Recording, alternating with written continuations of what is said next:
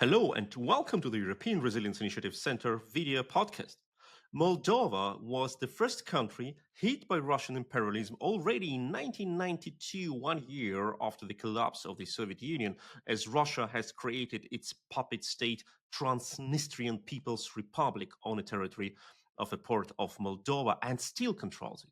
Since that time, the people of Moldova have clearly declared their will to join the European Union, and Moldova is one of the EU candidate states.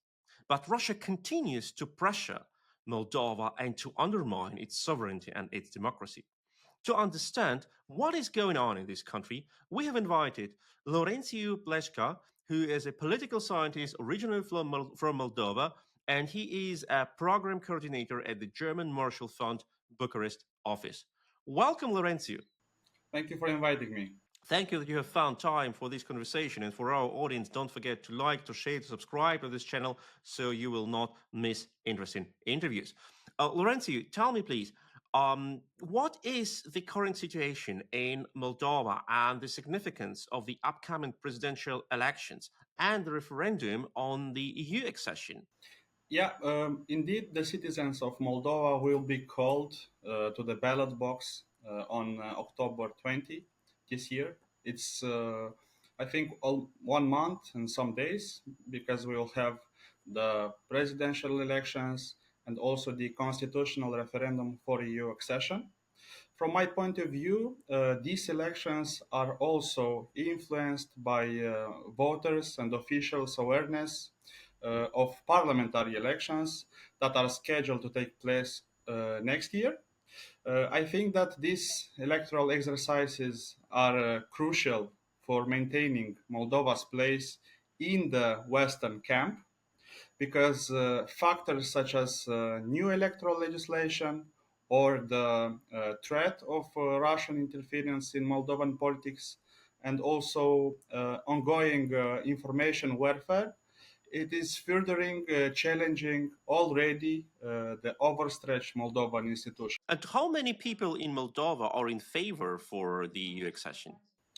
I would say that from recent years, there is a half-half support for European Union, but also for a pro-Russian vector, but also for an independent Moldova without a place or another. So I would say that right now, the recent polls opinions indicate that, for example, the president of the Republic of Moldova, Maia Sandu, has a strong chance of being re-elected with around 34% of popular support. But if we analyze also the percentage of the citizens that support the pro-European vector, from these days, because it's in a continuous change, it's, I would say, 55-60. But it also depends on the population that lives in diaspora, because the Republic of Moldova has a really big diaspora. It's 1.5 million out of 3 million population. And 3 million is the overall size of population, including the diaspora. Yeah. So the half of the population lives abroad. Yes, it's the biggest exodus of citizens, I would say, from Europe. So it's a big problem, because from 2014, when the Republic of Moldova obtained the association agreement with the European Union, that caused that Moldovan citizens can live abroad, can travel abroad, can work abroad. So there are a lot of citizens that are currently in the European Union countries, but also there is a big part in the Russian Federation. And it's really important here to mention also the fact that 1 million of Moldovans actually obtained the Romanian citizenship. And that's really important to mention, because a big part of our Moldovan citizens are actually really close to Romania. For example, I will talk about myself because me as a Moldovan, I speak Romanian language, but also I'm living in Romania and I have double citizenship, Romanian and Moldovan. And that is, of course, what makes the situation absolutely different. As Moldova is practically, if you look at the map, it's landlocked between Ukraine and Romania. Has like an access to the Danube River and to the Black Sea, but still the most of the border is either Romania or Ukraine. It is historically, it used to be a part of Romania. Please correct me if I'm wrong, and was occupied by the Soviet Union in 1940 as the Moldovan Soviet Republic was created by the Soviets. And still, like now, the pro-Russian vector of a part of Moldovan political elites is also limited by the fact that you cannot be that much pro-Russian without having a border to Russia, a border to Ukraine, and as much as Russian wanted to send their troops to so-called Transnistrian People's Republic, their puppet quasi state, which is of course not a state. They cannot do it because they cannot just send troops through the Black Sea, which makes the situation absolutely different. But coming back to the upcoming elections and the referendum, you have mentioned that Russia uses propaganda tactics to influence the people's decision. What tactics are in game? Yeah, Russia's disinformation efforts in Moldova pose several risks because this includes the possibility that the referendum for EU accession could fail due to low turnout or a negative result, undermining EU integration and also the membership negotiations. And from my point of view, to counter these risks, the government has launched a widespread information campaign to educate citizens about the referendum's objectives and the benefits of EU membership. But when we are talking about Russians disinformation and disinformation campaigns, Russia attempt to wreak havoc on Moldova's democratic process in last year's race, for example, in November 2023, local elections. And there is an ample reason to believe that the Kremlin will use the same tactics during this year and next year's campaigns, because Moldova is again likely to find itself organizing and conducting elections while countering efforts to destabilize the country. And I would also say that the Republic of Moldova right now is at a turning point, facing critical decisions that will define its future. Because, as I mentioned, we do not have yet a majority of people, I mean, a big majority, I would say 60% or 70%, but the referendum for accession will show us that. But also the country's European orientation is backed, and it will be backed by a national consensus after the referendum. But at the same time, Russia aims to interfere in electoral processes using hybrid warfare tactics. And I think that in this context, Russia's hybrid war against Europe, but also Moldova, Eastern countries, is really challenging for the countries in the Black Sea region, for example. How is it possible to counter this Russian hybrid warfare? We have also seen the direct like connections between Russia and some part of Moldova's political elites. I'm not only mentioning the former President Dodon, but for example, the current leader of gGmbH, who visited Sochi and made her photos with Vladimir Putin, who has obviously promised her some support in the case of separatist movements or separatist moves. How can Moldova counter all these waves of Russian propaganda, including on the political level, economic level, but also religious level, as we know the links between the parts of the church in Moldova and Moscow Patriarchy? For Republic of Moldova, it's really important right now to stay with a pro-European integration track, and also to pay attention to the movements that Russia is trying to do through local actors that are backing Russian Federation. This is in fact the group that the fugitive Ilan Shor was organizing in Moscow. The bloc, the electoral bloc that he has created, is called Pobeda, or victory in English. So there are several tactics that Republic of Moldova can make, but it is really important here also to acknowledge that for the Russian Federation, these elections in Moldova are really important, because if the Moldovan citizens will vote in a big majority for a European integration, the Russian Federation vector, it will not be so much important for the Moldovan citizens.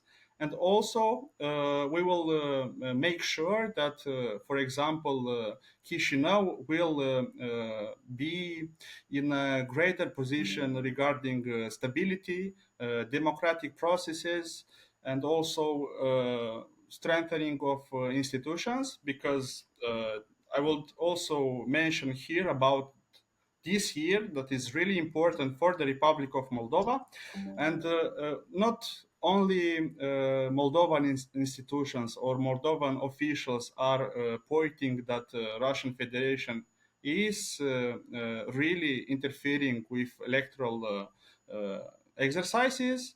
Also, there are a lot of countries that are supporting the European path of Moldova, but also that are mentioning that Kremlin is using different tactics that can undermine the Republic of Moldova's pro-European future.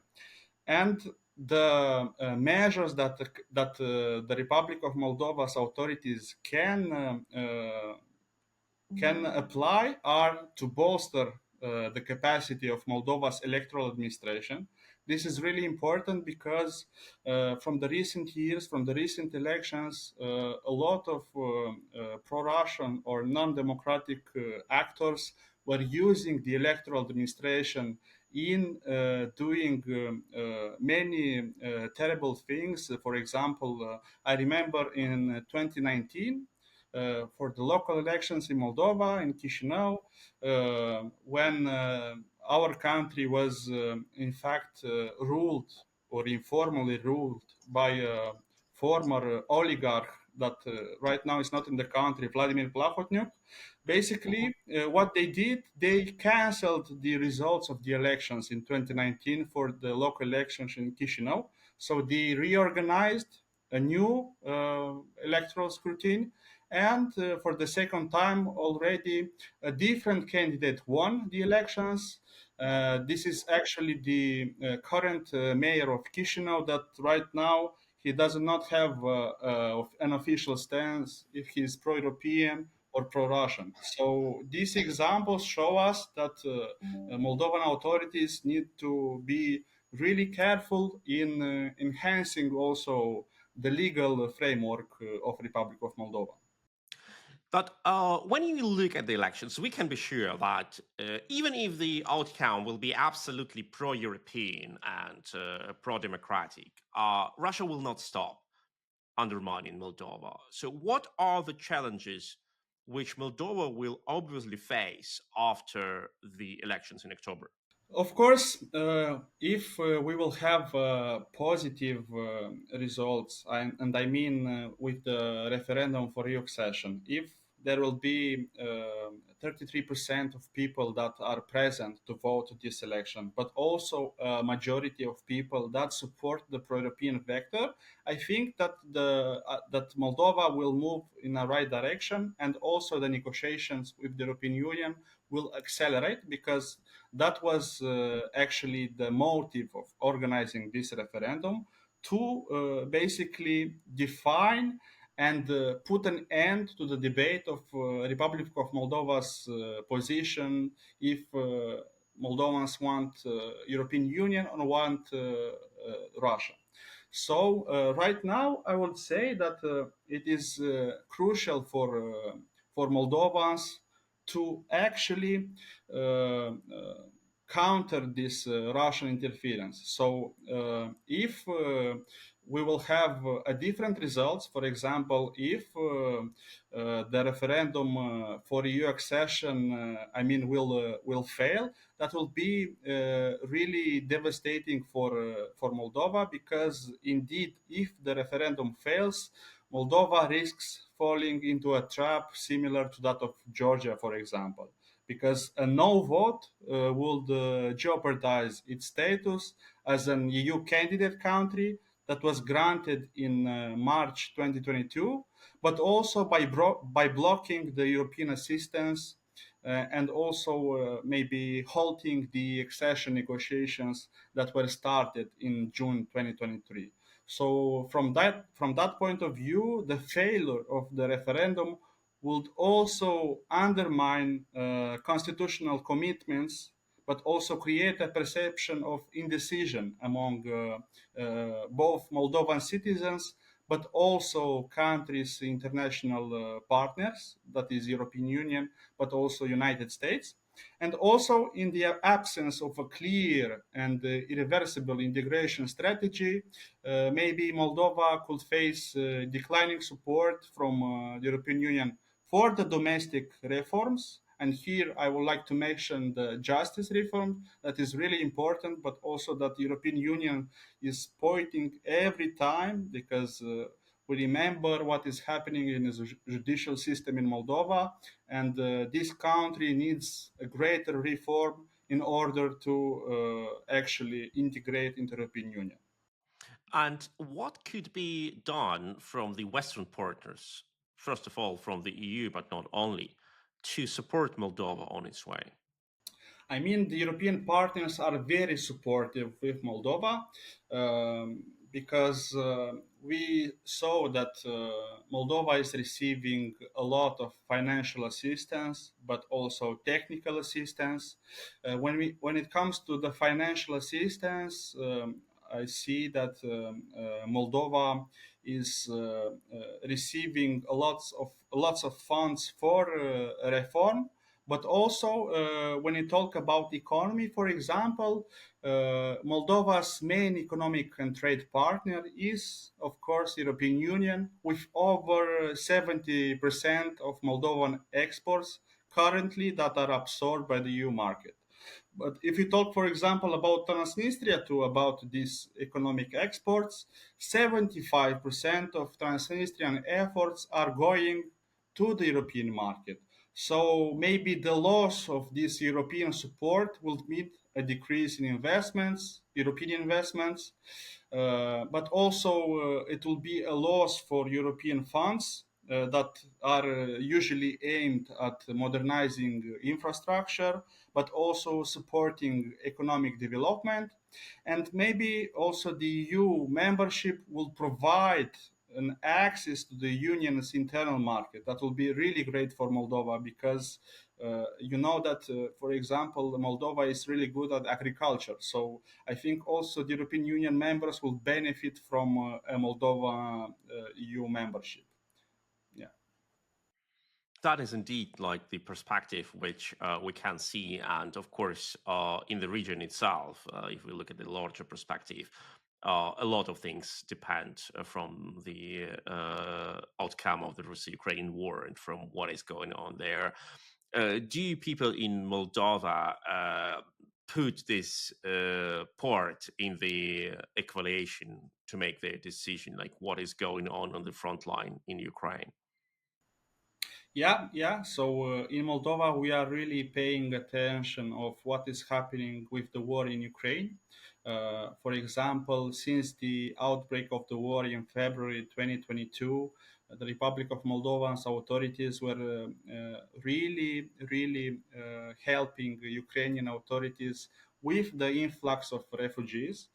And I remember also the figures. There were almost 100,000 of Ukrainians that were actually helped by Moldova with transportation, with accommodation, and